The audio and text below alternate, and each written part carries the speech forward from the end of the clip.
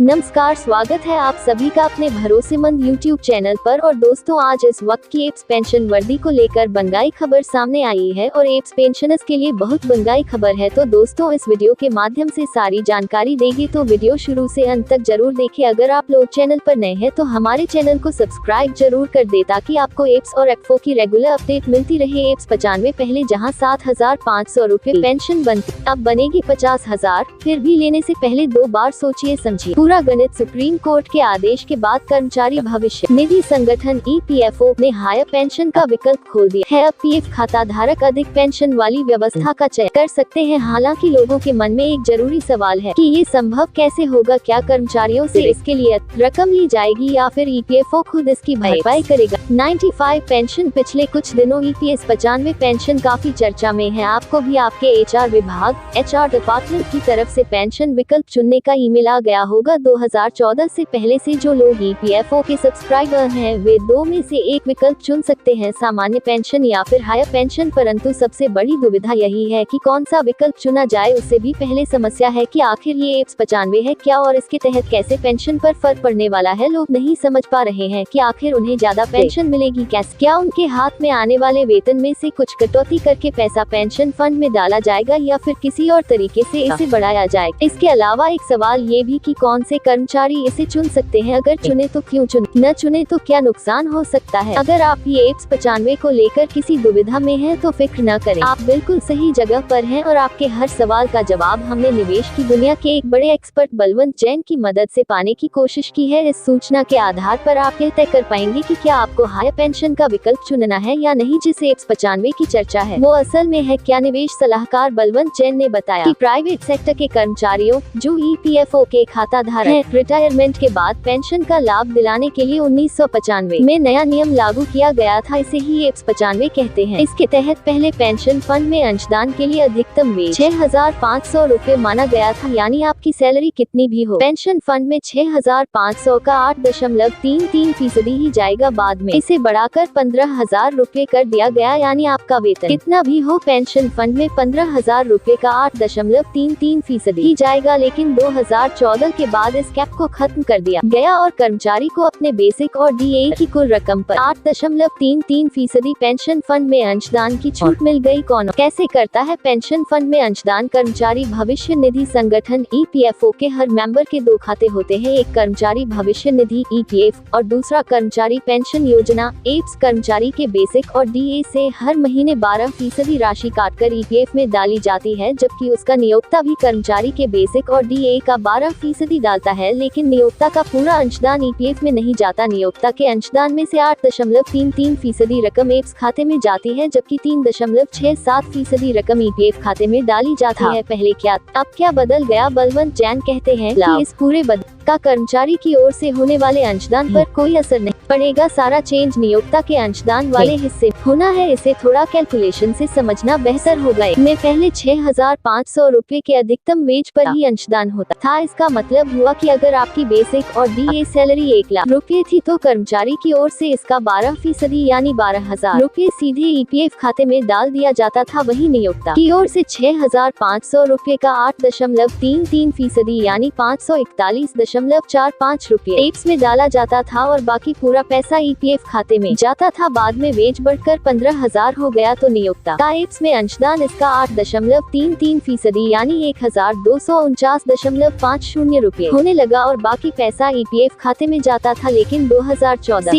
Apps में अंशदान पर वेज कैप खत्म कर दिया गया और आपकी बेसिक और डीए के कुल पैसे का 8.33% रकम डालने का विकल्प दे दिया गया। हायर पेंशन का विकल्प चुन लूं तो क्या मेरे एम्प्लॉयर को मेरे लिए ज्यादा पैसा जमा करना होगा? ऐसा बिल्कुल भी नहीं होगा। इसमें न तो नियोक्ता पर कोई बोझ पड़ने वाला है और न ही कर्मचारी पर। बस नियोक्ता की ओर से एप्स और ईपीएफ खाते में जमा होने वाली रकम में बदलाव आ जाएगा और यह काफी ज्यादा होगा। कैसे? मान लीजिए आपकी बेसिक और डीए की कुल रकम 1 लाख रूपए हुई, तो अब इसका 8.33% यानी 8,330 रूपए का अंशदान नियोक्ता एप्स फंड में करेगा, जबकि ईपीएफ में 3.67% यानी 3,670 रूपए ही जाएंगे। ज्यादा पेंशन मतलब कितनी ज्यादा, यह सबसे इस पूरे बदलाव का सबसे अहम सवाल है और इसका जवाब भी काफी रोचक है। दरअसल पहले पीएफ खाता धारक पीएफ अकाउंट होल्डर के लिए पेंशन की गणना 6,500 रुपए के वेतन को ही आधार मानकर की जाती थी। इसका फॉर्मूला था पेंशन योग्य वेतन एक्स नौकरी के साल 70। अगर किसी व्यक्ति ने 35 साल की नौकरी की तो इस फॉर्मूले पर वह रिटायरमेंट के बाद 3,250 रुपए पेंशन का हकदार होगा। ईपीएफ वेज बढ़कर 15,000 हुआ, तब इसी फॉर्मूले पर पेंशन बढ़कर 7,500 रुपए महीने पहुंच गई, यानी 35 साल नौकरी के बाद रिटायर हुआ तो मासिक पेंशन 7,500 रुपए बनेगी। बाद में सुप्रीम कोर्ट ने इसका फॉर्मूला बदला, नौकरी के अंतिम 60 महीने के औसत वेतन को पेंशन योग्य सैलरी माना। मौजूदा फॉर्मूले से जाएं तो क्या होगा, मान लीजिए आपकी नौकरी के आखिरी 60 महीने का औसत वेतन 1 लाख रुपए। अब कैलकुलेशन होगा 1 लाख गुना नौकरी के कुल साल, इसे 70 से भाग किया जाएगा। इस फॉर्मूले पर आपकी पेंशन बनेगी 50,000 रुपए। अब समझे न कि पहले 7,500 रुपए पेंशन बन रही थी और अब 50,000 की बनेगी, यानी 42,500 रुपए ज्यादा। यदि मैं हायर पेंशन का विकल्प चुनता हूँ तो मेरी मंथली टेक होम सैलरी पर क्या असर पड़ेगा? एक्सपर्ट का इस बारे में साफ जवाब है, कोई नहीं। कर्मचारी के हाथ में आने वाले वेतन में कोई बदलाव नहीं होगा। फिर कर्मचारी पर असर कैसे होगा? हाँ, इसका असर आपके रिटायरमेंट फंड पर जरूर होगा। जब कर्मचारी रिटायर होंगे तो उनके पीएफ खाते में जमा रकम हायर पेंशन का ऑप्शन चुनने की वजह से कम हो जाएगी। इसका मतलब हुआ आपके हाथ में आने वाले इसमें इनरोल करूं या न करूं, देखिए इसका सभी के लिए जवाब नहीं दिया सकता। इस बदलाव का हर कर्मचारी पर असर होगा और उन्हें अपने नफा नुकसान को देखते हुए सही विकल्प चुनना चाहिए। इतना जरूर कह सकते हैं कि अगर आपकी नौकरी के कम साल बचे हैं और वेतन में ज्यादा बढ़ोतरी की उम्मीद नहीं तो आपको फंड बनाने पर जोर देना चाहिए और पुरानी व्यवस्था के तहत अपने पीएफ खाते में ज्यादा रकम जमा करानी चाहिए। लेकिन अगर नौकरी की शुरुआत कम वेतन एकमुश्त रकम घट जाएगी लेकिन पेंशन वाली रकम बढ़ जाएगी हुई थी और अब आपको अच्छी खासी सैलरी मिल रही है और नौकरी के कुछ साल बाकी भी हैं तो ये 95 फायदे का सौदा है और आपको जरूर चुनना चाहिए। एक और बात, अगर आप हायर पेंशन का विकल्प चुनते हैं तो आपके पीएफ खाते में जमा रकम को नए नियम के अनुसार काटकर एप्स में डाल दिया जाएगा। सवाल, क्या मैं हायर पेंशन पाने के लिए इनरोल कर सकता हूं? यहाँ एक बात जानना बेहद जरूरी है कि यह योजना सभी कर्मचारियों के लिए नहीं है। सिर्फ वही कर्मचारी इसका चुनाव कर सकते हैं जो 2014 से पहले ईपीएफओ के सदस्य रहे हों। पहले भी ईपीएफओ ने इसे चुनने के लिए 6 महीने तक अपनी विंडो खोली थी, लेकिन अब 3 मार्च 2023 तक इसका चुनाव करने का विकल्प दिया है। लिहाजा अगर आप भी ज्यादा पेंशन पाने के इच्छुक हो तो इसका चुनाव बेधड़क कर सकते हैं। अगर मैं इनरोल न करूं तो क्या नुकसान होगा? देखिए, नफा नुकसान तो हर कर्मचारी के लिए अलग अलग हो सकता है। यहाँ 2 तरह के कैलकुलेशन से आप इसे समझ सकते हैं। पहला कैलकुलेशन, बिना हायर पेंशन के -1 लाख की सैलरी पर ईपीएफ में नियोक्ता का अंशदान हर महीने 10,750 रुपए यानी साल में 1.29 लाख रुपए -35 साल की नौकरी में नियोक्ता का पीएफ में कुल अंशदान 45.15 लाख रुपए। इस पर औसतन 8% का ब्याज मान लिया जाए तो कुल रकम होगी 1,94,92,177 1,94,92,177 रुपए, यानी रिटायरमेंट पर नियोक्ता की तरफ आपके हाथ में 1,94,92,177 रुपए की रकम आएगी और हर महीने 7,500 रुपए की पेंशन मिलेगी। दूसरा कैलकुलेशन,